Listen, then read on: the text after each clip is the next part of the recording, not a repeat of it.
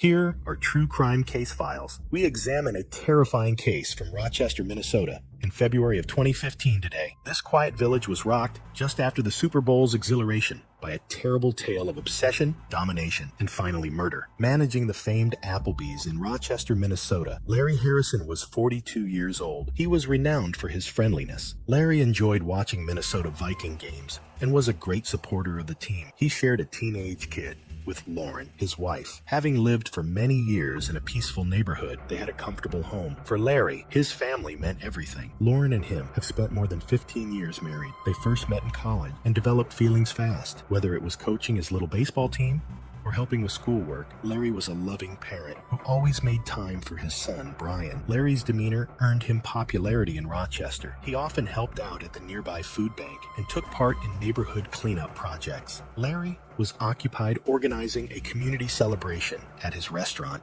to honor the conclusion of the football season in the days before his death, featuring everyone's preferred cuisine and naturally, the game highlights. He intended to unite everybody for a large feast. Just on February 1st, 2015, the Super Bowl saw the New England Patriots beating the Seattle Seahawks. Larry had been working extra to ensure everything was flawless and was thrilled about the occasion. Larry also had personal goals, a family excursion to the Mall of America, where they intended to visit an amusement park and shop at their preferred shops, was much awaited. Larry was a straightforward individual who appreciated ordinary events with his friends and family. Larry Harrison was ultimately a guy who gave his family, his community, and his career much thought. Many people adored him, and his bright future, full of ambitions and goals, seemed ahead. Everyone who knew him was shocked by his sudden demise. It left an emptiness never able to be filled. Lauren Harrison discovered her husband, Larry, dead in their kitchen early on February 8th,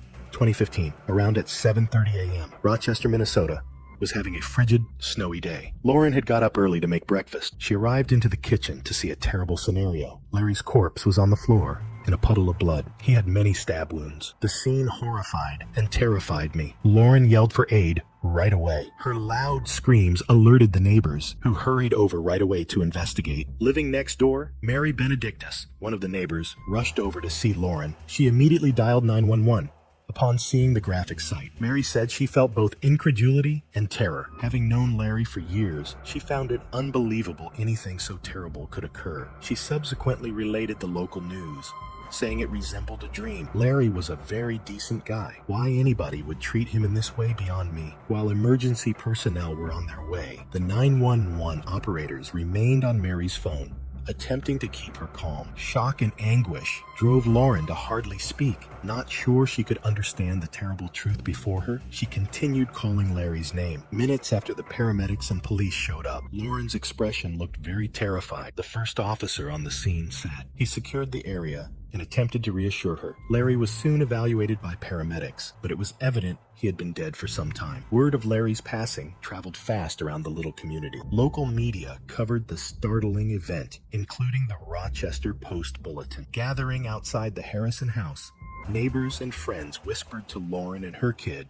and provided encouragement. Just a week ago, the local community, which had been humming with post-Super Bowl excitement, was now in shock and grief. The discovery of Larry Harrison's corpse signaled the start of a sad and convoluted inquiry that would expose sinister secrets and upend the society to its very foundation. Early on February 8, 2015, the Rochester Police Department showed up promptly to the Harrison house. They sought to calm Lauren Harrison's astonishment and distress after securing the scene. Larry Harrison was dead, the paramedics verified when they shortly arrived. Assigned to spearhead the inquiry were seasoned, over 20-year police member Detective Jonathan Gustafson and keen instinctive Detective Sarah Brown. They showed there not long after the first cops. Detective Brown had a sharp eye for detail. Detective Gustafson was recognized for his systematic approach. The kitchen crime scene was graphic. Blood was all around, on the counters, on the floor, even sprayed on the walls. Larry had indicated a fierce fight by having many knife cuts. The fact that the investigators found no evidence of forced access indicated Larry could have known his assailant. Examining the corpse, Detectives Gustafson and Brown set off their inquiry. Larry attempted to fend off his assailant as his arms suffered defensive wounds. Then the investigators started gathering proof. They photographed the scene, obtained blood samples, and fingerprints. Additionally gathered from close proximity to Larry's corpse was the assault knife. To assist with evidence analysis, forensic specialists were summoned in. They looked for any evidence of biological fluids using UV rays and luminol, a technique for spotting any latent blood stains. To further comprehend the incident, they also used bloodstain pattern analysis. This let them put the events before Larry's death together. Lauren, still in disbelief, the investigators spoke with. She originally gave very little information, although she did note hearing a disturbance in the kitchen late at night. The cops also visited Mary Benedictus, a neighbor who had phoned 911. The mystery was enhanced by Mary not seeing or hearing anything odd that evening. The Rochester Post-Bulletin, among other local newspapers,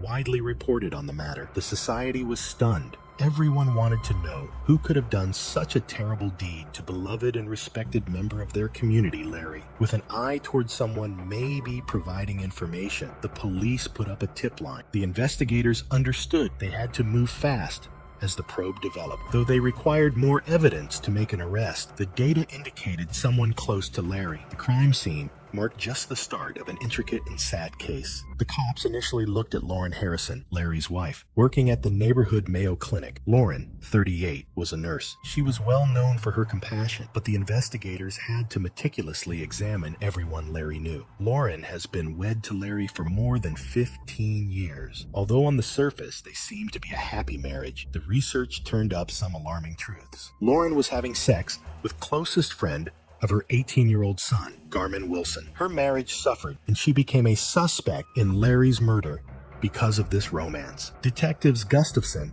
and Brown brought Lauren in to ask questions. The interview happened at Rochester Police Department. Given the situation, Lauren seemed agitated and nervous, which was reasonable. Her connection with Larry, and if there were any issues in their marriage, were questions the investigators inquired. Lauren said she loved Larry and would never harm him, even though she acknowledged having an affair with Garmin. Lauren was probed by the investigators about her location on the murder evening. She claimed to be sleeping at home and not heard anything weird until she discovered Larry's death the next morning. Although her emotional reactions looked real, the cops couldn't rule her out as a suspect yet. Lauren was also questioned about any recent disputes she and Larry may have had. She said they had been bickering over her affair, but she denied that these disputes ever became violent. Lauren's answers were consistent, but further proof would help the investigators ascertain her role in Larry's death. Lauren stayed innocent all through the research. She was obliging, but obviously depressed by Larry's passing. As she worked to accept what had occurred, her feelings varied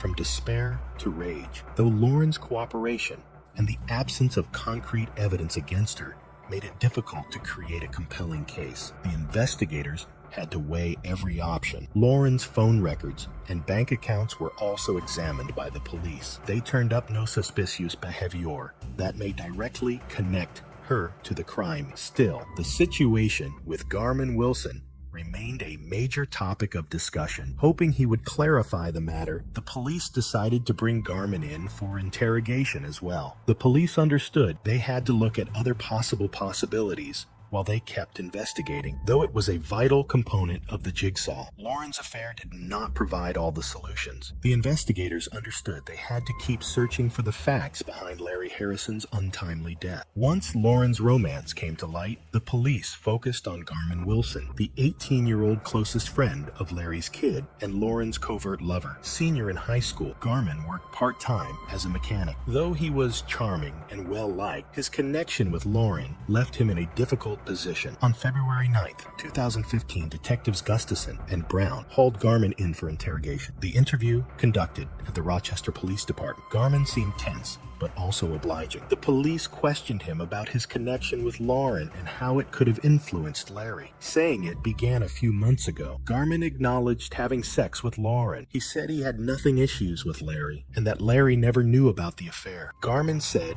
he had been working on a vehicle in his garage at home on the evening of the murder. Though the investigators had to confirm it, his alibi appeared reasonable. The cops also probed Garmin about his attitudes regarding Larry, saying he loved him Garman called Larry a father figure. He was profoundly depressed by Larry's death and said he had no cause to hurt him. Though the investigators couldn't overlook the affair and its possible influence, Garman's feelings seemed real. The cops checked Garman's alibi by visiting his house and garage. They located the automobile he claimed to have been working on and spoke with his parents, who verified Garman was home that evening. The alibi stood up, but the cops were wary. Detectives Gustafson and Brown also looked into Garman's social media and phone data. Between Garman and Lauren, they discovered several explicit sexts and sexual images communicated, yet they found no evidence linking Garman to the murder. Although the books depicted a sexual connection, there were no threats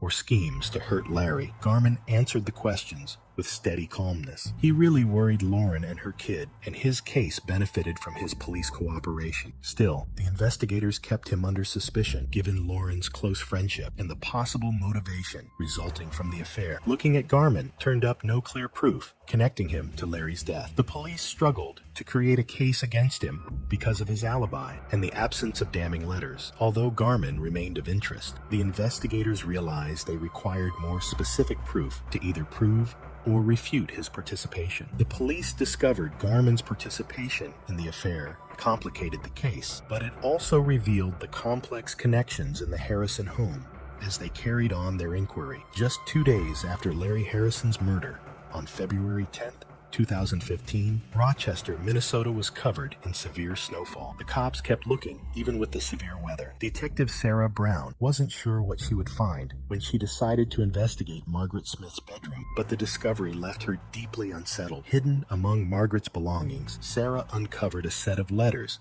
that sent shockwaves through the investigation. The contents of these letters revealed a disturbing truth. Margaret, Lauren's mother, was deeply infatuated with her son-in-law, Larry. To her, Larry wasn't just family. He was the reincarnation of her late husband, Edgar. This twisted obsession wasn't just a fleeting fantasy. It had taken a dark and dangerous turn. Margaret had recently stopped taking her medication for schizophrenia, claiming the side effects were unbearable. But now, the detectives were faced with the chilling possibility that Margaret's deteriorating mental state had driven her to commit an unspeakable act. As Sarah and her partner, Detective Gustafson, exchanged uneasy glances, they knew the direction of their investigation had just shifted dramatically. Margaret was no longer just an eccentric elderly woman. She was a prime suspect with a motive fueled by delusion and obsession. The letters, stained with the ink of a fractured mind, had the power to unravel the entire case, but only if they acted quickly. But what was Margaret truly capable of, and how far had her obsession taken her? The answers were still buried, but Sarah could feel the weight of them pressing down like a dark cloud. The truth was close, but so was the danger. And with that thought, the detectives braced themselves for what would come next. In the aftermath of that shocking discovery, the detectives couldn't shake the implications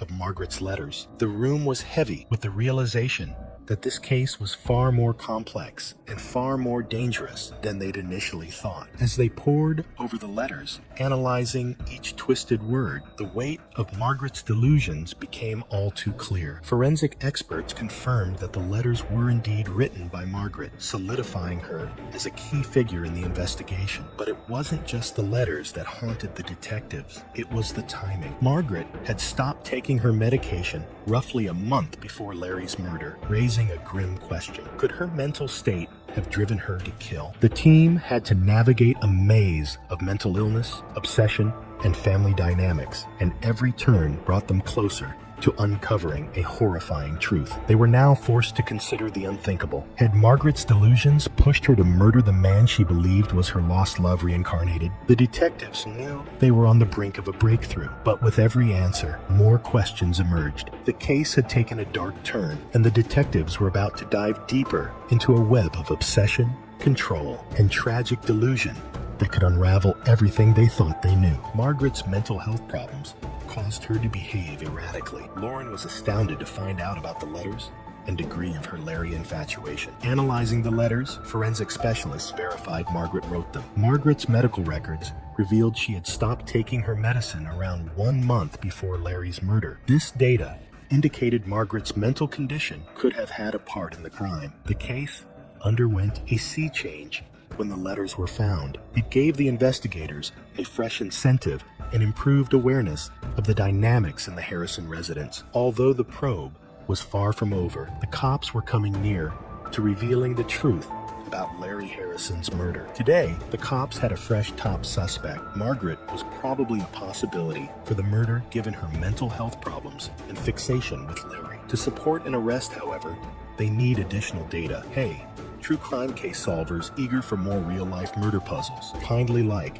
and follow our channel. Furthermore, do you have any ideas concerning this case or your own situation you would like us to look at? Comment anything. Leave us. Stay safe. Real criminal case solvers. The police switched their focus back on Margaret Smith, Larry's 64-year-old mother-in-law. As the probe progressed, living with the Harrison family, Margaret had a history of mental health problems, including schizophrenia. Her medications were causing tardive dyskinesia, a disorder that rendered her motions unpredictable. On February 12, 2015, detectives Gustafson and Brown brought Margaret in for a more exhaustive questioning. Margaret first seemed okay, but she became defensive when questioned about the sexually graphic letters she had sent to Larry. She acknowledged drafting the letters, but she said they were only honest statements of her emotions. Margaret underlined to the police her connection with Larry. She said he was a kind guy, but her blatant fascination with him was evident. Margaret thought Larry reincarnated her late husband, Edgar. Her belief had motivated her to compose the letters and treat her daughter Lauren in a dominating way. The inquiry took great consideration of Margaret's mental health problem. She had stopped taking her meds around 1 month before Larry's death, the police found. This data indicated Margaret's mental condition could have had a part in the crime. Margaret was also questioned by the authorities about her activities on the murder night. She said she heard nothing strange and was in her room experiencing past experiences of gun smoke, but the investigators were dubious about her erratic answers and the upsetting tone of the letters. Examining the knife used in the murder, forensic specialists discovered Margaret's fingerprints. Her odd conduct in the letters coupled with this proof made her a compelling suspect. Margaret had a motivation. The investigators also discovered her sexual passion for Larry and her need to preserve control over Lauren and her grandchild. Margaret answered the questions, ranging from calm to agitated. Though her answers were often perplexing and inconsistent, she claimed she loved Larry and would never harm him. Her erratic conduct caught the cops' attention. Hence, they kept pressing her for information. According to the inquiry, Margaret's mental problems and fixation on Larry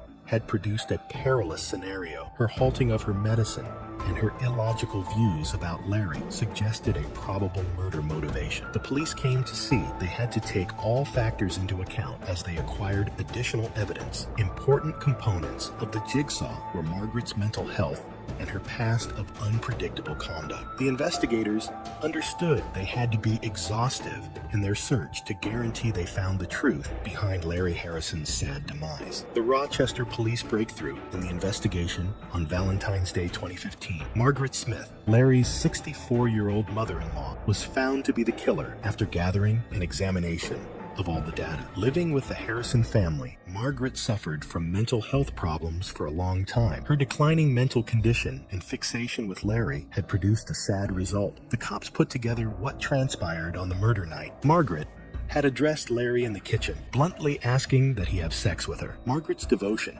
became aggressive when Larry sharply declined. She grabbed a kitchen knife and, enraged, stabbed Larry many times. Larry had attempted to protect himself, but he couldn't get away from the frenetic onslaught. Detectives Gustafson and Brown arrived to Margaret's Harrison house, along with a squad of cops, to make an arrest. They came early in the morning, maybe 6 o'clock a.m. Margaret was in her room when the cops told her of the allegations. She first seemed perplexed, then started to lose it. She continued yelling Valentine's Day, "I dedicate my heart to Larry," stated that her tardive dyskinesia caused an accident resulting in Larry's death, but the evidence against her was overwhelming. The arrest stunned the whole Harrison family. Lauren was heartbroken, as was her kid. Margaret, their mother, and grandma could do such a terrible deed, and they found it incomprehensible. Equally shocked were the neighbors, who had always seen Margaret as a weak and quirky elderly woman. As word of the arrest got out, the neighborhood was incredulous. Lauren and her kid battled to process the information. Their sadness over Larry conflicted with their incredulity of Margaret's behavior. Although the matter was somewhat closed with the arrest, the family suffered great emotional upheaval. Margaret was booked at the nearby prison once the cops brought her into custody. Margaret remained unpredictable and sometimes unintelligible throughout the booking procedure. Her legal problems were only starting, but the police made sure she got medical help for her mental health problems. Still grieving Larry's death, the community responded differently. While some were depressed by the terrible events up to the murder, others were happy the perpetrator had been identified by the authorities, covering the arrest widely. The local media, including the Rochester Post-Bulletin, added to popular shock and grief. Margaret Smith's arrest signaled a major change in the inquiry. Although the killer had been effectively found and arrested by the police, the path to justice was far from over. The trial would come next, when Margaret's activities and their effects on the Harrison family would be exposed fully. The Olmsted County Courthouse hosted Margaret Smith's trial starting on April 20th, 2016. Larry Harrison's relatives and friends, among other community people, crowded the courtroom. With local news sources, like the Rochester Post-Bulletin, offering daily updates, the trial received notable media interest. David Benedictus, 45, the prosecutor, was renowned for his austere style. He said Margaret's choice to stop taking her medicine and her fixation with Larry resulted in the horrific murder. Benedictus relied on forensic specialists to clarify how Margaret's fingerprints on the knife matched and showed the love letters as proof of Margaret's illogical obsession. Linda Lou Green, 50, Margaret's defense lawyer, was known for accepting difficult cases. She said that the occurrence was greatly influenced by Margaret's mental health problems, as well as the negative effects of her medications, including tardive dyskinesia. Green sought to persuade the jurors that the murder was an unfortunate accident rather than a planned crime. Larry's family clearly showed emotions throughout the trial. Attending every day, Lauren Harrison and her son battled to understand the death of Larry and the betrayal by Margaret. As each side argued their case, the courtroom was charged. Before deciding, the jury debated 2 days. They decided Margaret Smith guilty of second-degree murder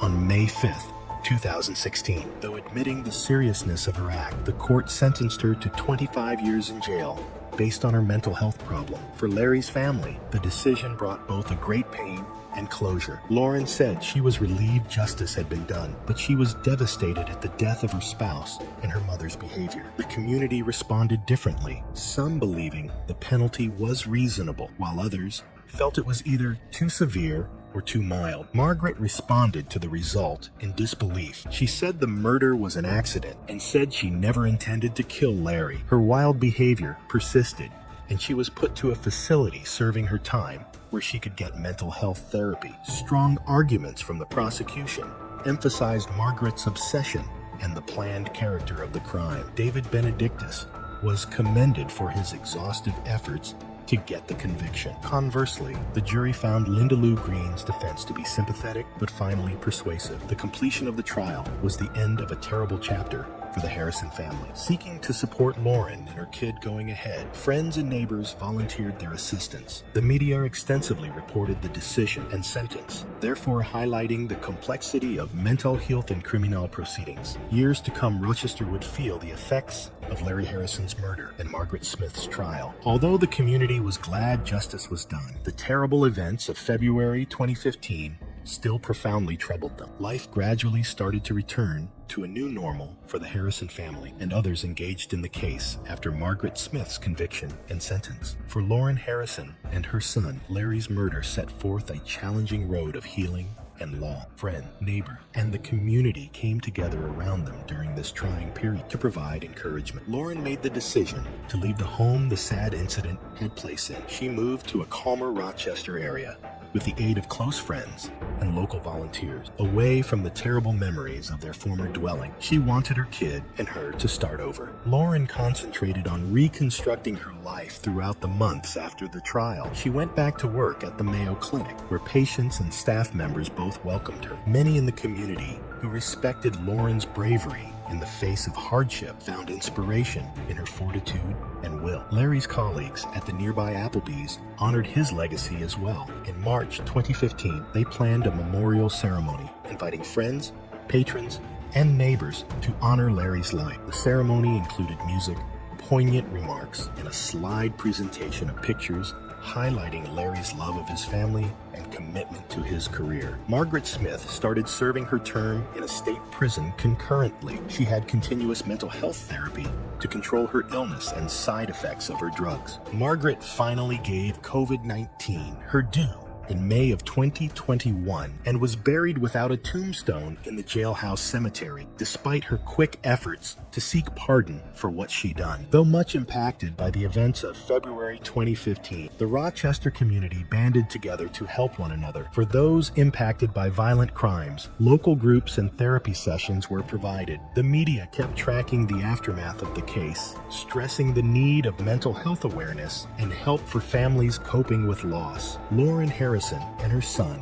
discovered means to honor Larry's generosity and friendliness throughout time. They exchanged memories with loved ones and visited his favorite Rochester locations. Although they will always be in anguish from losing Larry, their priorities were honoring his memory and looking forward. Larry Harrison's murder had a resonance throughout Rochester, reminding everyone of the frailty of life and the need of communal support. The path the Harrison family traveled through loss and recovery was evidence of the fortitude of the human spirit against catastrophe. This episode of True Crime Case Files marks yet another. The narrative of today was one of obsession and control that finally brought to tragedy. Come discover more stories of crime and justice with us next time. We appreciate you listening. Stay careful.